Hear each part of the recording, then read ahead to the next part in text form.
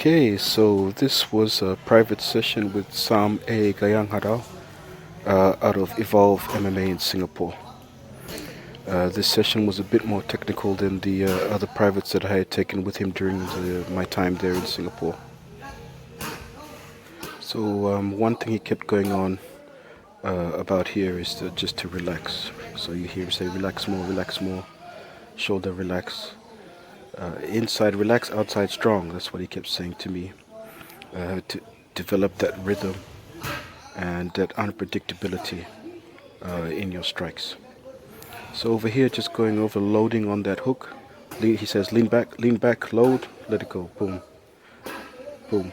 Relax on all the strikes. Keep your shoulders loose. Stay relaxed.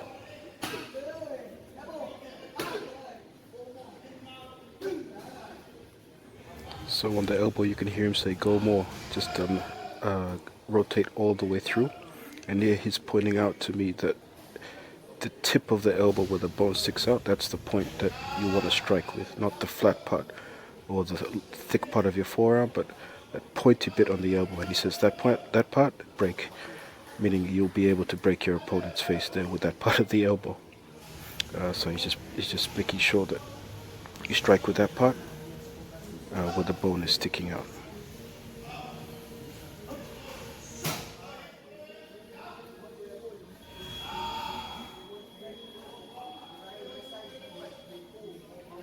And here he talks about loading again, like with the hook, but this time with the elbow leaning back, rotating with the hip, and coming all the way through, making sure that you strike with that pointy part of your elbow where the bone sticks out. Same again with the lead elbow.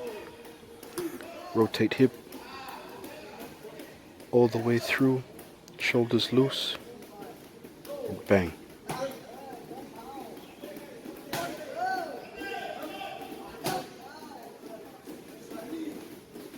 So a common combo is that knee to elbow. And one thing we also worked on is just moving off tracks. If your opponent's coming forward, move to the side, and you'll be able to get your strikes off while he's off balance and unable to defend. Again, here he's going over just staying relaxed, but also keeping your guard up. Yeah, rotating through with that elbow strike, trapping his lead hand, pushing it down, coming through, boom. Yeah, straight into the knee. Again, elbow. Boom. That's the up elbow there. Side elbow. Hands up, hands up. Right hand especially close to your face.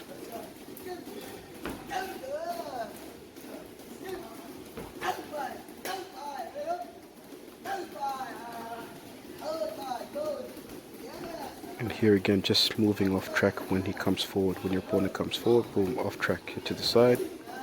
Let that knee go. But here he's saying just go a bit faster when you move to the side. Comes forward, move to the side, bang. Right there. You can hit him with the elbow after the knee. Again, to the side, bang. Elbow. And with that uppercut elbow, using that hip more, much like the uppercut punch itself, just coming through, bang. Quick action, up. Using that same pointy part of your elbow with the bone sticks out. Again here, just making sure both hands are up. And here he gets a bit into the sensitivity, the hand fighting or the hand trapping, where he's saying if your opponent's on top and you're inside, his hand will drop like that. If he's strong, putting strong pressure, all you got to do, pull your hand back, his hand drops. He'll be a little bit off balance for that half second. You just pull back, strike.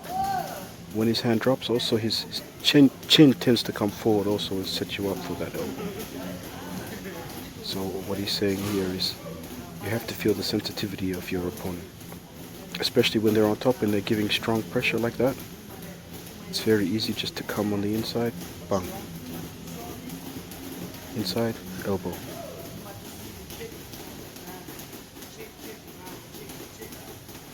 So here he's saying check your opponent, what kind of pressure he's giving you. If you feel that it's strong, then you can just pull back and let that elbow fly.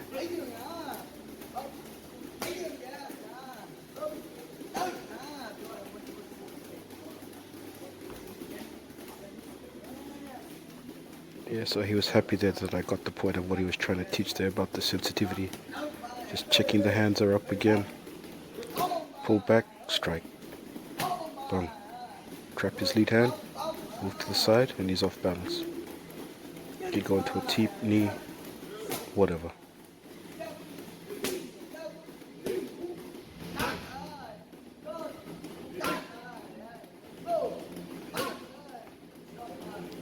So here again, checking the hands. If he comes forward, move off tracks.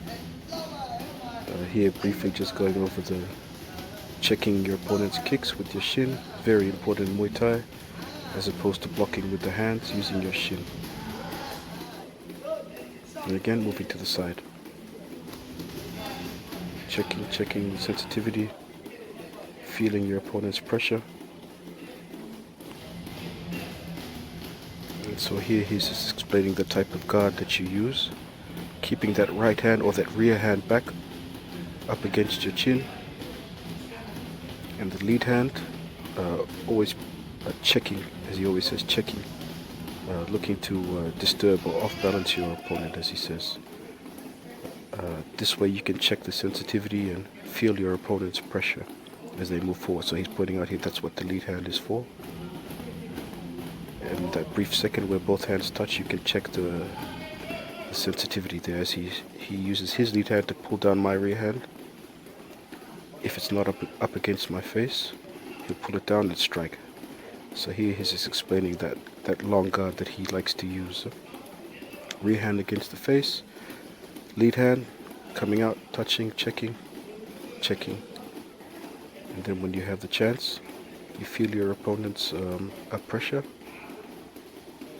you can come under or move to the side, get him off balance, and strike with your weapon of choice.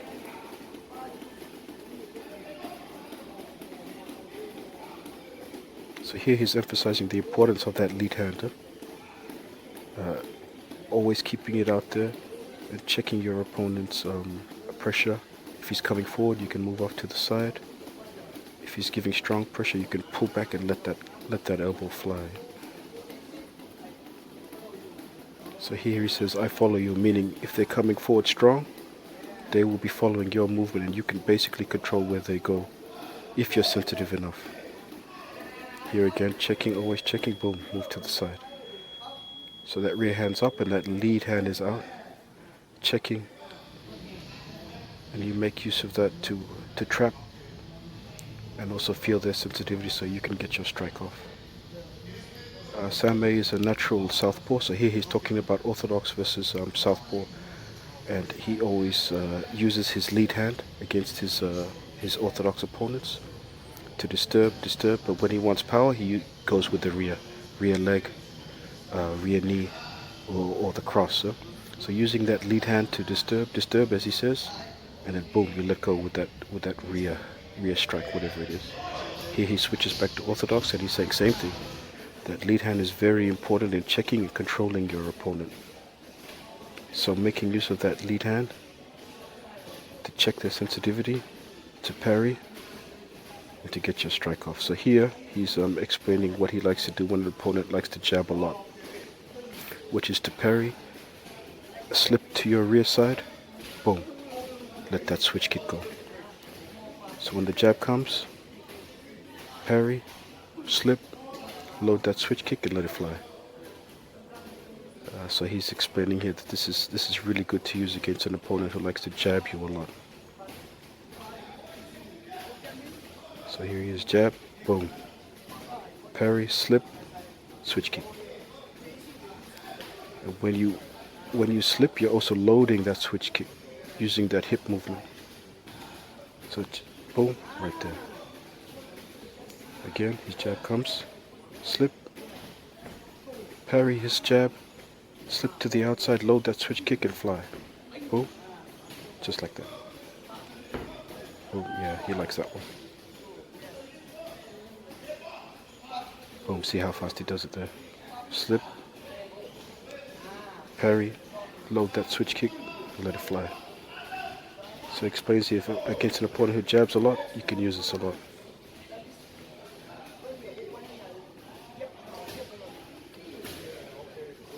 hear him say, opponent who jab a lot, easy. That's what he likes to do. So when you parry and slip to your rear side, you're also moving away from their power side, so you're in a much safer position, and you can get your switch kick off. There it is, boom, right there. And he says after that they will be scared to jab, so you're basically really putting him off, especially an opponent who likes to jab a lot. So it's controlling their lead hand.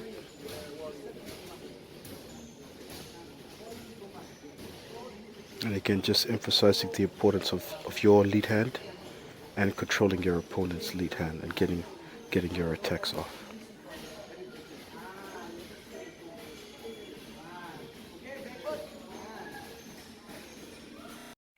Hey, so thanks for watching. Hope you enjoyed the video. If you're interested in training at Evolve MMA in Singapore, check out the first link in the description below and read my review about my experiences there. And if you enjoyed it, please like, comment, subscribe, and share. I'll see you in the next video.